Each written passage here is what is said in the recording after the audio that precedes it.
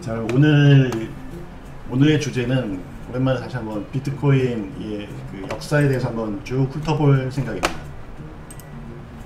비트코인 역사에 대해서 한번 쭉 훑어볼 생각이에요. 도메인은 2008년 8월 18일날 도메인이 등록이 됐고요. 자, 백서가 공개됐는데요. 백서가 같은 해 2008년 10월 31일에 공개가 됩니다. 어디를 통해서 공개가 되냐면 중요한 포인트가 이거라는 거예요. 크립토그래피 메일링 리스트.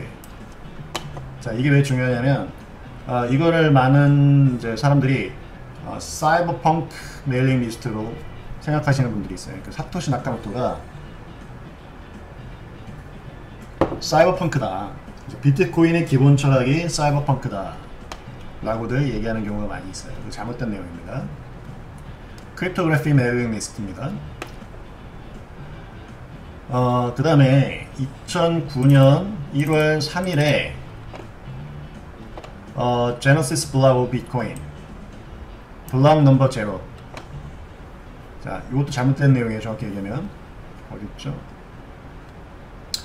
On 3 January 2009, the Bitcoin network came into existence with Satoshi Nakamoto mining the Genesis block of Bitcoin, block number 0. 자, 이 Genesis block은 하드 코딩 되어 있는 내용이라고 말씀드렸죠. With the head, which had a reward of 50 bitcoins. 자, 50 비트코인을 보상으로 하는. 자, 그 다음에 이제 여기에 포함된 텍스트가 The Times. 자, 2009년 January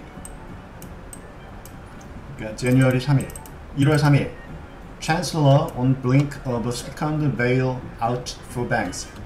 그래서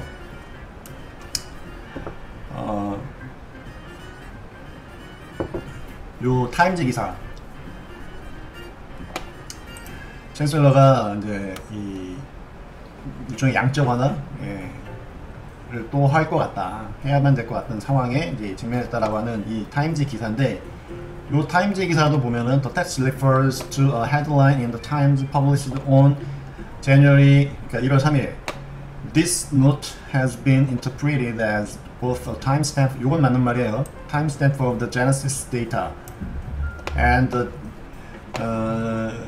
a derisive comment, comment on the instability caused by fractional reserve banking. 그러니까 여기는 앞에는 맞는 말인데 뒷부분은 사람들이 멋대로 해석하는 거죠. 사토시는 이렇게 얘기하고 있지 않습니다. 실제적으로 이 기사의 내용을 제대로 읽어보면 그런 얘기를 하는 게 아니라는 거예요. 자, 그런데 아무튼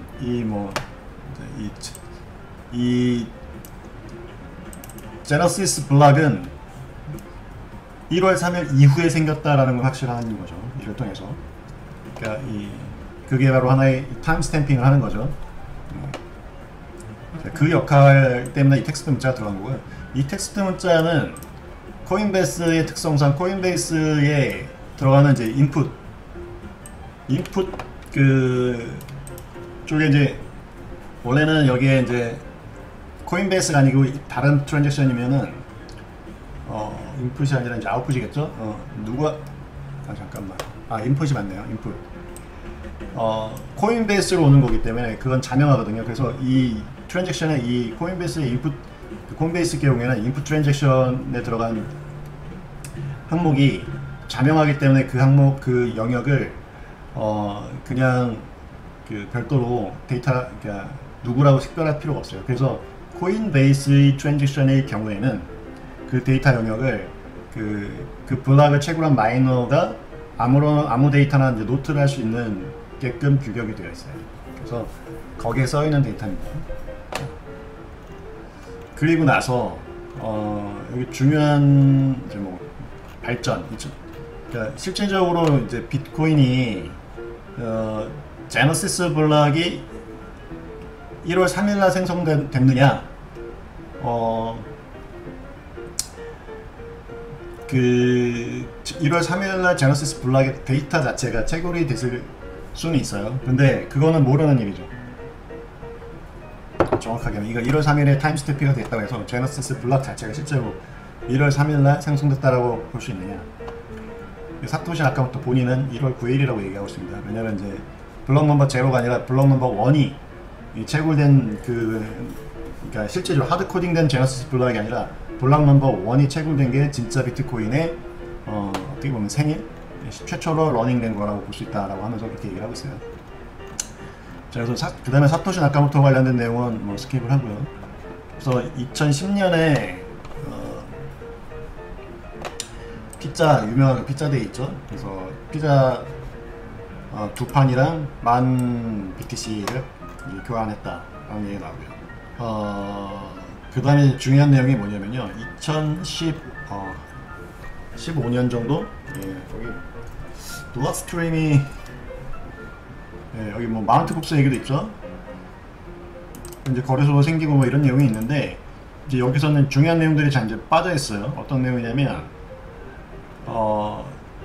사토시 나카모토가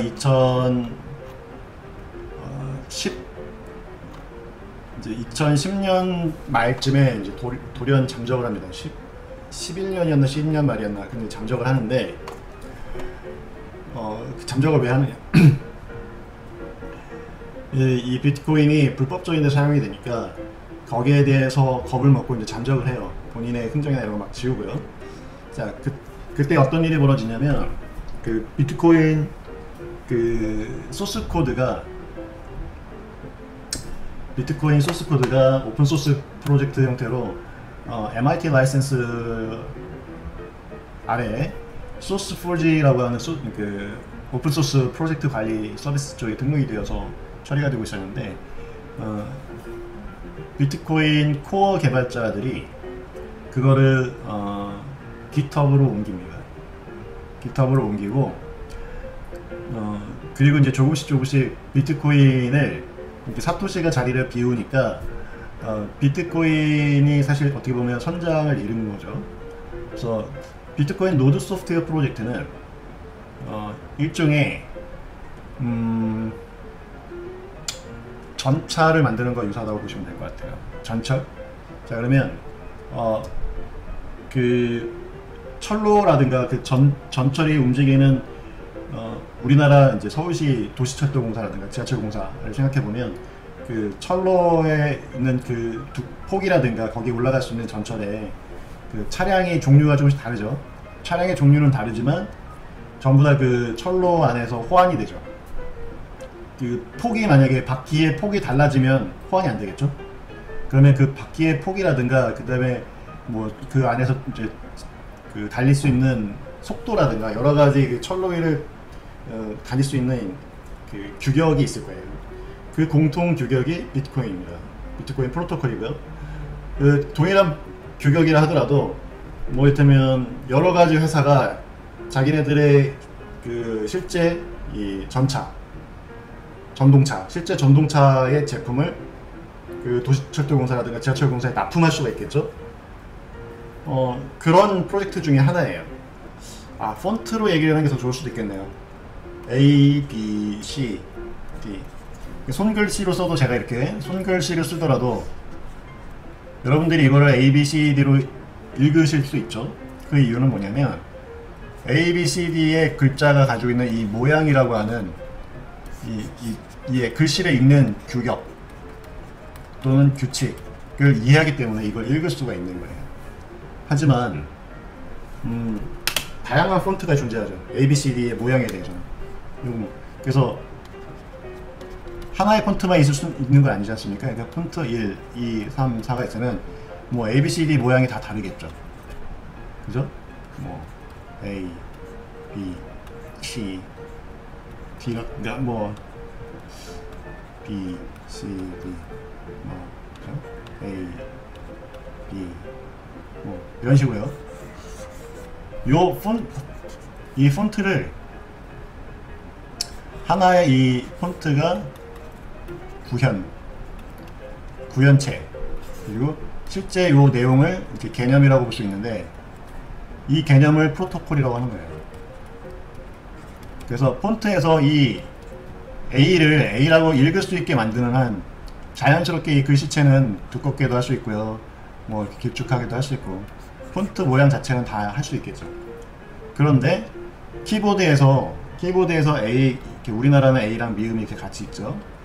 얘를 딱 클릭을 했는데 A가 찍히는 게 아니라 B가 찍혀요. B처럼 생긴 게 찍히고 이거를 A라고 우겨요. 이러면 어떤 일이 생기겠죠? 이러면 안 되겠죠. 자, 이건 뭐다? 프로토콜을 변경한 거라고 생각할 수가 있겠죠. 아니면 A를 이렇게 쓴다던가 거꾸로 전혀 다른 문자가 됐죠. 그리고 이걸 A라고 막 우긴다. 이러면 안 되겠죠. 그러니까 새로운 폰트를 개발하는 것과 새로운 문자를 개발하는 건 전혀 다른 얘기다. 그러나 여러분들이 많이 이제 이해하시다시피 새로운 다양한 폰트들이 존재해야 되는 거는 동의하시죠? 익숙하시고. 자, 그래서 비트코인이라고 하는 이 프로토콜 관점에서 이 규격과 이거를 구현한 비트코인 코어 프로젝트는 이게 다른 내용이에요. 이거는 다른 내용이다. 서로 같지 않다. 자, 여러분들 먼저 이걸 이해를 하셔야 돼요. 자, 그래서 사실상 비트코인이라는 동일한 프로토콜을 구현한 여러 경쟁하는, 마치 여러 폰트라든가 아니면 여러 자동차 회사가, 브랜드들이나 뭐 이런 제조 회사가 경쟁하듯이 여러 가지의 이 노드 소프트웨어의 구현체가 타입 1 뭐 이렇게 시장에서 있는 게 정상입니다. 이건 각각 폰트와 유사한 거라고 보시면 되고요. 자, 그런데 그래서 이거에 수정될 수 있는 범위는 이 규격을 준수하는 과정 내에서는 변경이 돼도 되죠. 아까 전동차로 예를 들면 이 철로를 다닐 수 있어야 되니까 바퀴의 폭이라든가 이런 부분은 변경되면 안 되고요. 그 다음에 철도공사에서 만들어 놓은 여러 가지 그 규격이 있겠죠. 폭도 있겠지만 속도 제한이라든가, 그 다음에 뭐 이 지하철이다 보니까 이 터널을 지날 때에도 있겠죠. 그 위에 전력선을 공급받는 데서 높이라든가 다양한 규격을 만족하는 내에서 다른 이제 부분들은 변경할 수 있는 부분들은 설계를 변경해서 구현할 수가 있겠죠. 자, 그런데 이 비트코인 코어 개발자들이 어떤 일을 했느냐, 이 구분을 명확하게 이해하지 못하고 본인들이 해야 될 일은 이 프로토콜을 준수하면서 새로운 폰트를 개발하는 거 유사한 작업을 그것만 했어야 되는데 이 프로토콜 자체를 변경하게 됩니다. 이 프로토콜 자체를 수정을 하게 되는데, 이 프로토콜의 자체의 변경 중에서 이를테면 아까 말씀드렸다시피 A, B, C, D인데 A가 지나치게 왜곡이 됐어요. 아무도 못 알아보게. 이런 식으로 H랑 좀 헷갈리죠. 근데 뭐 또 H는 또 확실하게 다르게 해준다던가 이렇게 그러면 이제 봐줄만은 하죠.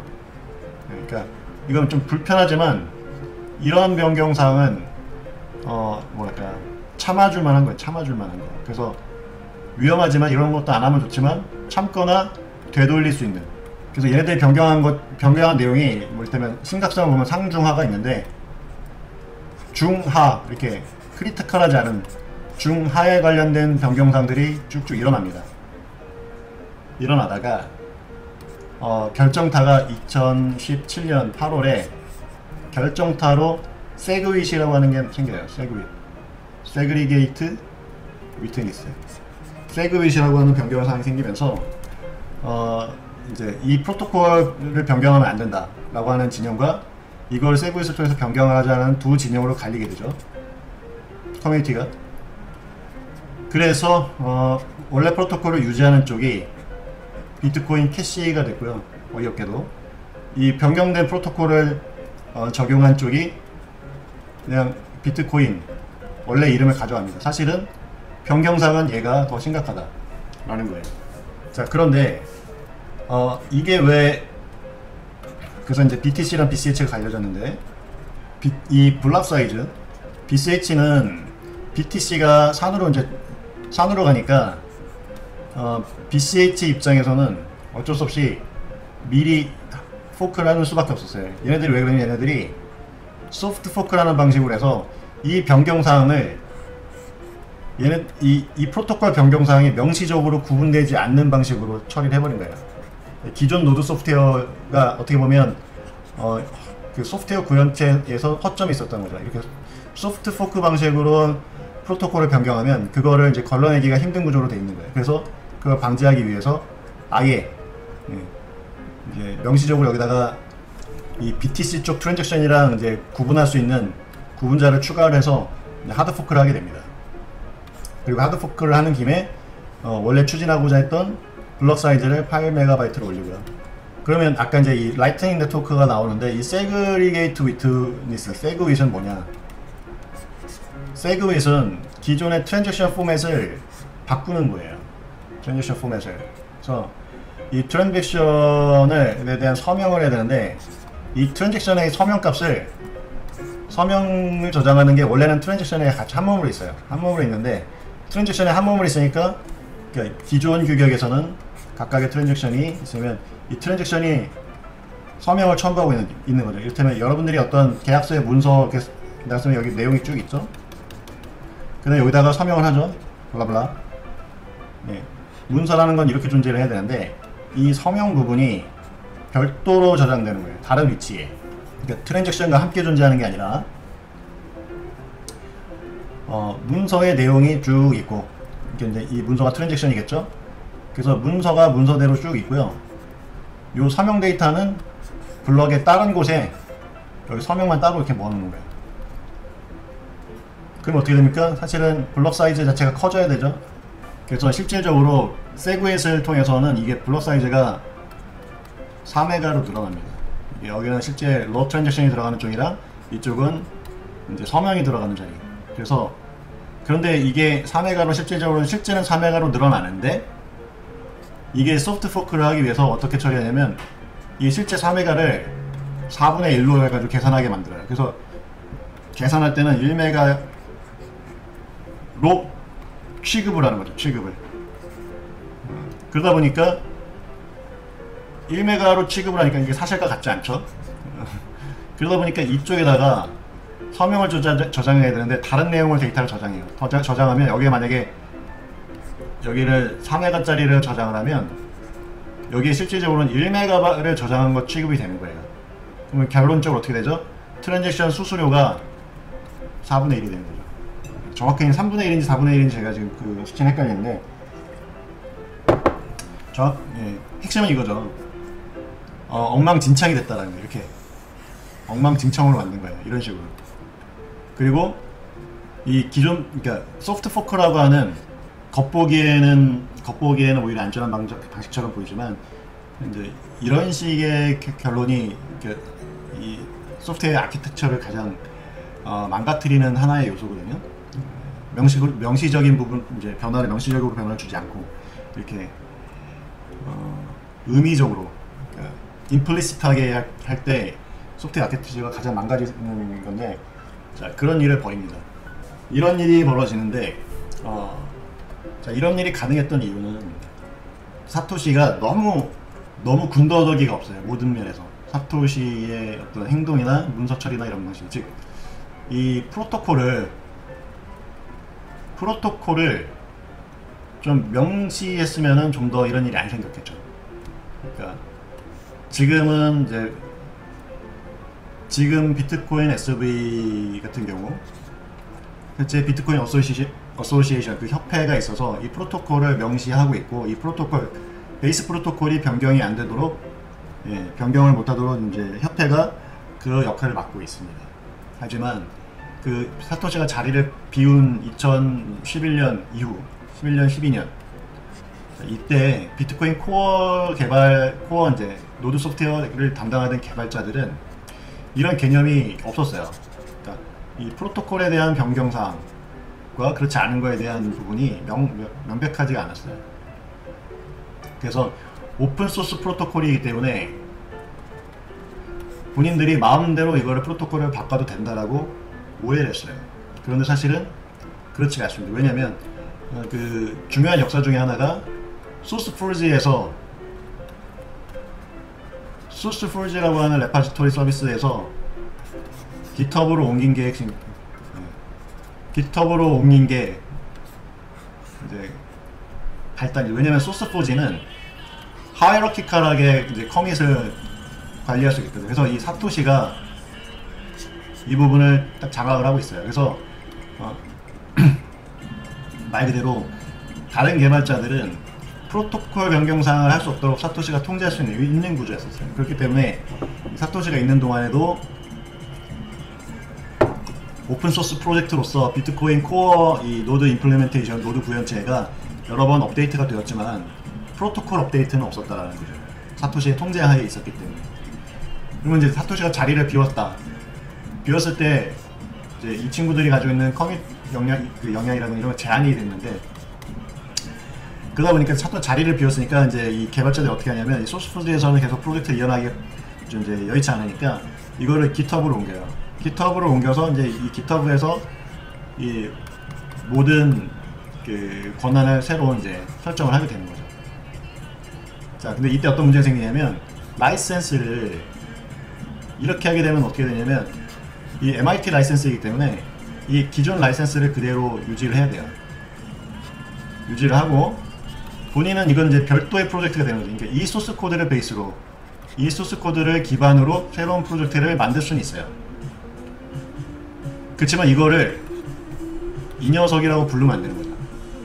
그러니까 이를테면 이거는 현대차고, 현대차가 자동차 설계서를 오픈소스로 했어요. 근데 MIT 라이센스야. 그러면 이 MIT 라이센스면 이 현대차에서 내놓은 차? 뭐라고 할까요? 뭐 아이소닉이라고 합시다. 아이소닉. 이 아이소닉이라고 하는 차가 있어요. 그러면 이 차를 오픈소스로 했다. 그러면 누구나 이 차의 설계도를 가지고 자기네 차를 만들 수 있어요. 그래서 이게 제가 쟈니소닉이라는 차를 만들어요. 근데 이때 만들어야 될 조건은 뭐냐면 이게 아이소닉으로부터 만든 거다라고 하는 걸 명시를 해야 되는 거예요. 명시하고 그 다음에 그 설계서를 기반으로 제가 또 추가적인 어떤 설계를 할 수가 있겠죠? 그런 내용을 하면 돼요. 자, 이렇게 하면 상관이 없어요. 그런데 비트코인 코어 개발자들은 무엇을 잘못했냐면 이 아이소닉의 설계서를 가져다 놓고 이 수정을 하면서 이거를 그냥 아이소닉이라고 한 거예요. 이러면 안 되죠. 이 아이소닉을 프로젝트 하려면 여기서 해야 되는 거예요. 사토시가 직접 해야 되는 건데 이 라이센스가 사토시 아까부터니까. 근데 이게 라이센스가 원본 라이센스는 사토시, 그 다음에 요걸 해서 만든 새로운 라이센스는 이제 쟈니, 이렇게 하면 돼요. 그러니까 비트코인 코어 개발자 같은 경우는 이제 원본은 사토시 남겨놓고 프로젝트 명을 바꾼 다음에 그 다음에 이제부터는 우리가 사토시가 했던 요 프로젝트를 기반으로 새로운 비트코인을 만들겠습니다. 그래서 이름을 바꿨으면은 그러면 괜찮아요. 오픈소스 프로젝트라고. 근데 그렇게 하지 않은 거예요. 뭐냐면 그냥 사토시의 프로젝트에서 은근히 요 라이센스가 사토시 나카모토에서 갑자기 비트코인 코어 뎁으로 바뀝니다. 자, 이런 식으로 프로젝트를 그냥 도둑질해가요. 자, 일부러 해갔는지 아닌지는 잘 모르겠어요.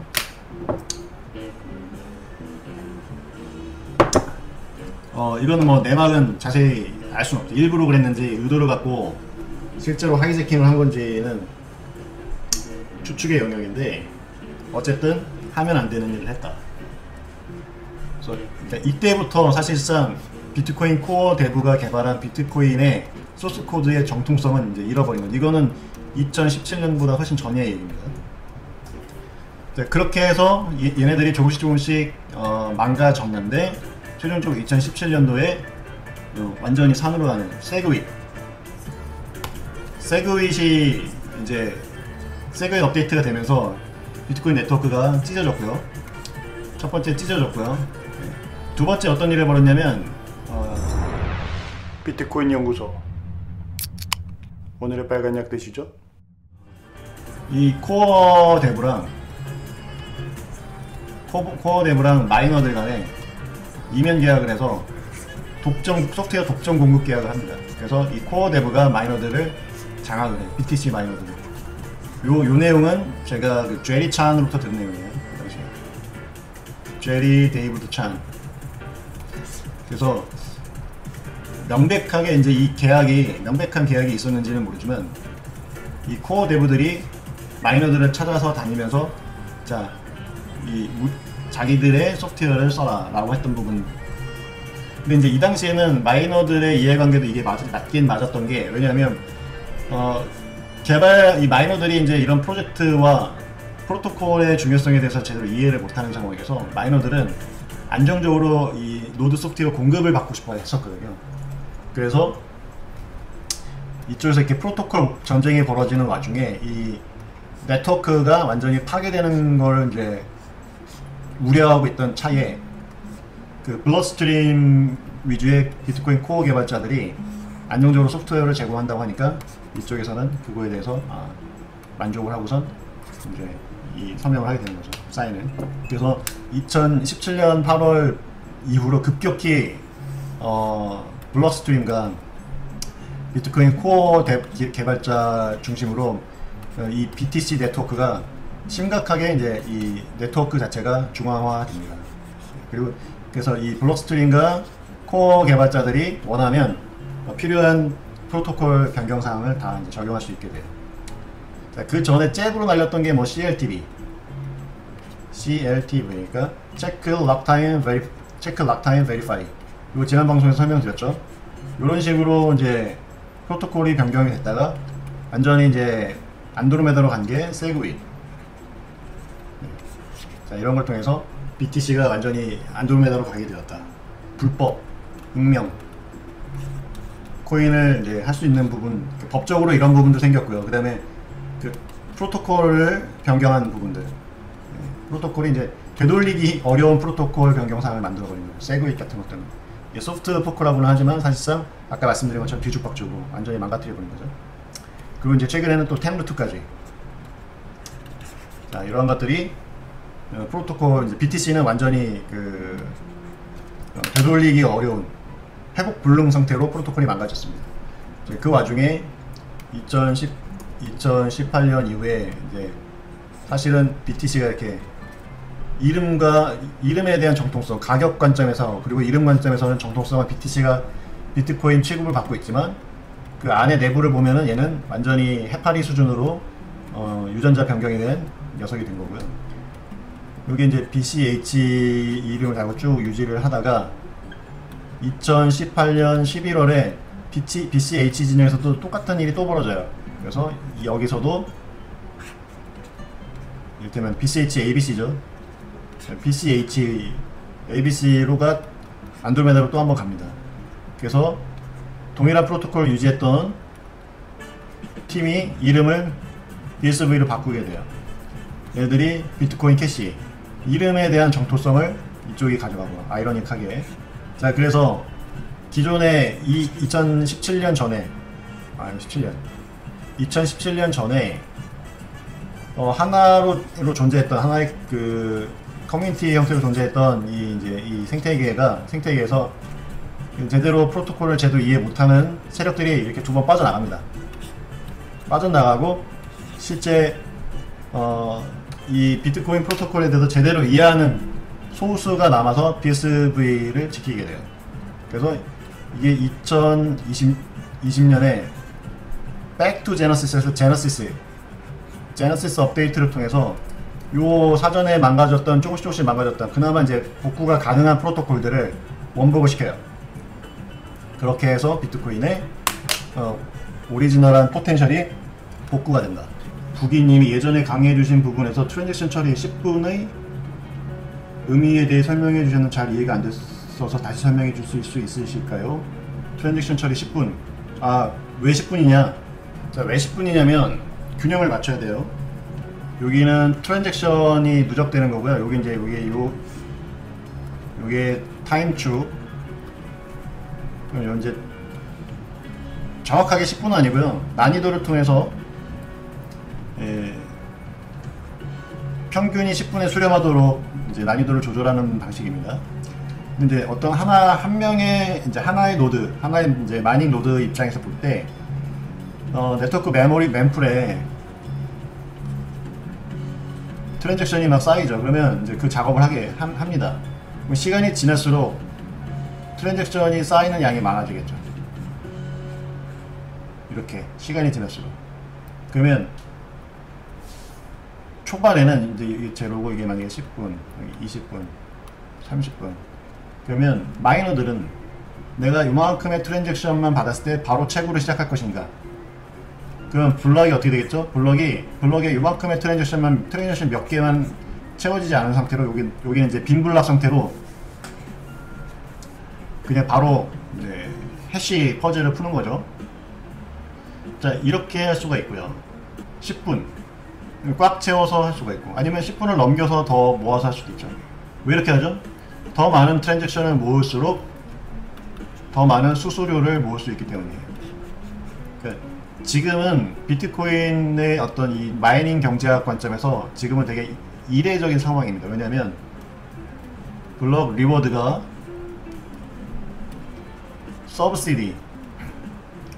서브시디가 철자를 잘 모르겠네요. 뭐 이렇게 철자를 잘 모르니까 제가 한글로 서브시디, 이렇게 수수료. 요게 보상이고요. 채굴 보상이고, 요게 보상이 아니라 지원금이 아니라 뭐라고 하죠? 보조금. 보조금. 그러니까 여러분들이 흔히 채굴을 한다고 했을 때 그 채굴은 요걸 얘기하는 거예요. 지금은 6.25개인가? 자, 50, 25, 12.5, 6.25네요. 지금은 6.25개의 그 이제 보조금 시기를 지나고 있는데, 이 수수료가는 이제 일정하니까 마이너들은, 그러니까 보조금이 일정하니까 마이너들이 더 많은 돈을 벌려면 더 많은 트랜잭션을 처리해서 이 수수료를 더 많이 받아야 돼요. 자, 그런데 너무 많은 트랜잭션을 블럭에 담으면 어떤 일이 생기냐면, 이 블럭을 체결하기 위해서 이 해시 퍼즐을 풀어야 되거든요. 해시 퍼즐을 풀어야 되는데, 이 해시 퍼즐을 푸는 이 스타트, 이때 시작을 하는 거죠. 근데 이 해시 퍼즐을 푸는 건 일종의 선착순 게임과 비슷해요. 그래서 출발을 늦게 하면 내가 이 다른 경쟁 마이너에 비해서 제일 먼저 도착하지 못할 수가 있는 거예요.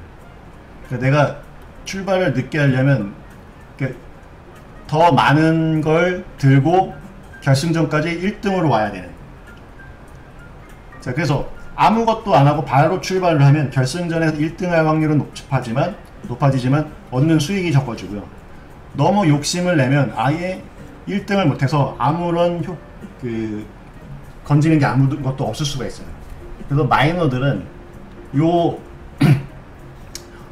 어느 정도의 트랜지션을 모아서 내가 출발을 해야겠다라고 하는 이 밸런스를 잘 찾아야 되는 것 같아요. 자기의 이 해시 인프라 규모에 맞게. 그래서 결국은 이 마이너들이 트랜잭션을 모으고 해시 퍼즐을 푸는 이 마이닝 작업, 채굴 작업을 하는 이 시간과 이 양의 밸런스를 맞춰야 되는 그 기간이 필요한데, 그것의 최적점이 10분이라는 거예요. 자, 10분보다 낮으면 어떤 일이, 그러니까 10분보다 빠르거나 너무 길거나 너무 빠르면, 그러니까 이제 이 어떤 통계적으로 볼 때 이런 골이 하나 있는 거예요. 그래서 이 최적점이 10분에 있고, 요거보다 이쪽으로 가도 우리가 원하는 이 최적화 개수가 낮아지는 거죠. 자, 그러면 뭐냐, 이거는 이 마이너들 간에 어떤 마이너들이 스몰 월드 네트워크를 이렇게 유지를 하거든요. 자, 근데 트랜잭션이 이쪽에서 생겨가지고 이렇게 전파가 돼요, 만약에. 그리고 근데 어떤 트랜잭션은 이쪽에 와서 여기서부터 전파가 되기 시작하고요. 그래서 트랜잭션이 브로드캐스팅 돼서 각각의 마이너들이 자기가 이런 트랜잭션이 네트워크상에서 공개가 되었다라는 거를 아는 시점이 이 지정학적인 위치에 따라서 약간의 유불리가 생깁니다. 전혀 생기지 않을 수가 없어요. 이러한 유불리가 희석될 수 있는 최적의 시간이 약 10분이에요. 이거는 지구의 크기와 빛의 속도의 상관계수라고 볼 수가 있어요. 만약에 지구가 목성의 크기였다. 지구의 반경이 이게 이제 지구죠. 지구의 반경이 지구가 아니라 목성의 반경이었다 라고 하면 다른 결론이 나온다는 거죠. 이게 아마 10분보다 훨씬 더 길어야 될 거예요. 왜냐면 이 통신 지연 효과가 크기 때문에, 타임 딜레이에 따라서. 그래서 이 지정학적인 노드가 이쪽에 있느냐 이쪽에 있느냐 이쪽에 있느냐 이쪽에 있느냐에 따라서 이 지정학적인 타임 딜레이 때문에, 네트워크의 이 레이턴시 때문에 발생하는 그 지연 효과가 커지기 때문에 10분으로만 하게 되면 트랜잭션이 자주 발생하는 어떤 특정 지역의 근처에 있는 마이너들만 뭐 그 채굴 확률이 높아진다든가 이런 식의 문제가 생길 수가 있어요. 그래서 이제 이런 부분들은 사토시가 스스로 테스트를, 이제 시뮬레이션 돌리고 테스트를 해봤을 때 9분 얼마였던 것 같아요. 정확한 수치는 기억이 안 나는데, 정확하게 10분은 아닙니다. 10분은 아니고, 근데 이게 사토시의 실험도 정확할 수는 없으니까 본인도 이제 이 근처 얼마다라고 생각을 하고 9분 50초 뭐 이렇게 세팅하는 거 대비 이제 10분에 얼추 맞게 만든 거죠. 근데 이게 그 다음에 또 한 가지는 뭐냐면, 난이도라는 게 해시 퍼즐을 풀 때 이 앞에 이제 0이 얼마나 나오는 거냐라는 거거든요. 그러니까 채굴을 할 때 우리가 찾는 거는 어떤 근사치를 찾는 거예요. 정확한 값은 해시가 다 0000으로 되는 거예요. 근데 이거는 우주가 멸망할 때까지 이 값을 찾을 수가 없습니다. 그래서 뭐랑 비슷하냐면, 어떤 이 조그만 관역에 이 다트를 던져가지고 맞추는 거랑 비슷해요. 근데 우리가 화살 쏘기 개념을 하더라도 이 10점이라고 하는 부분도 면적이 없는 그냥 점이 아니지 않습니까? 이 조그만해도 면적이 있죠. 근데 요 안에 들어가면 이제 10점으로 치는 거 아니에요? 그런데 완전히 하나의 딱 그 이론적인 그냥 그 면적이 없는 하나의 점이라고 했을 때는 정확하게 그 좌표에 딱 맞을 확률은 거의 제로죠. 그러니까 요거 면적을 키워주는 거예요. 그래서 요 안에 들어가는 건 다 맞는 걸로 치자, 이렇게 근사치. 마찬가지로 채굴을 할 때는 이 블럭의 데이터가, 트랜잭션의 데이터가 쌓이면 이 블럭의 트랜잭션 데이터와 연관을 갖는 어떤 특수한 숫자가 있어요. 그래서 여기다가 이 넌스 값을, 노이즈 값을 넣어가지고 이걸 통째로 이제 해시를 하면은 해시 값이 0이 나오는 이걸 해시, 블럭 데이터를 해시를 하고 나면 그 결과가 0이 나오는, 즉 이 관역의 한가운데 딱 찍히는, 이렇게 2차원으로 얘기하면은 2차원 선본에서 딱 여기 정가운데로 딱 꽂히는 게 만드는 이 노이즈 값을 찾는 게 핵심이거든요. 그런데 이 노이즈 값을 완벽하게 찾으려면 어렵기 때문에 여기서부터 여기까지는 다 맞는 걸로 쳐주자. 이러면 이때부터 현실로 가능해지는 거예요. 근데 실제로 제로 하면 우주가 끝날 때까지 안 되는데, 여기서부터 여기까지는 뭐 0.1부터 마이너스 0.1부터 0.1까지는, 그럼 이제 이게 범위가 0.2가 되겠죠? 이렇게 되면 여기 이제 확률이 실제로 발생하는 겁니다. 이 안에 들어가는 것들. 그래서 이 근사치를 맞추면 그냥 정답으로 쳐주는 거예요. 자, 그런데 이 근사치를 조절하는 값이 이 비트가, 앞에 비트가 하나씩 붙고 말고 하는 거거든요. 이게 비트의 사이즈. 그래서 이런 식으로 어차피 이런 식으로 약간 좀 정밀하게 되는 게 아니기 때문에 10분이라는 것도 어떻게 보면 약 10분이 되겠죠. 설명을 쉽게 드리려고는 노력해봤는데 잘 이해가 안 되셨을 것 같아요. 그래서 뭐 한 번 들어서는 이해가 안 되실 것 같고요. 너무 어렵죠. 예. 자, 오늘은 여기까지 할게요. 예. 지금까지 함께 해주신 여러분 감사합니다. 예. 비트코인 연구소의 좌니엘이었습니다. 바이바이.